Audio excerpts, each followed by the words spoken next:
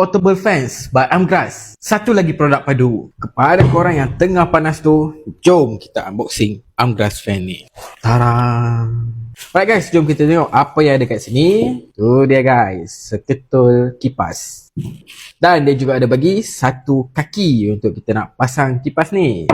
Dan dia juga ada bagi kabel type C untuk kita nak charge kipas ni. So, seperti yang korang boleh nampak, dia punya badan ini macam power bank. Dan, tapi korang tak boleh charge lah korang punya device. Tapi size ni menunjukkan dia punya battery capacity yang agak besar lah. So, jom kita cuba untuk mount di bahagian belakang ni. So, kita akan masukkan dan clip je macam tu. Dan aku rasa dia dah tak boleh nak dibuang-buang dah ni. Selepas dah clip, yes, dia dah kekal macam tu. Alright guys, so kalau kita nak buang, kita boleh buka yang ni lah daripada dia. Nampak? Kat bahagian tepi ni ada tempat untuk kita nak charge kabel type C. Kat sini butang on. Okay, dia ada 3 kekuatan tau. Ni 1, 2, kuat lagi. Dan ini 3 lagi kuat.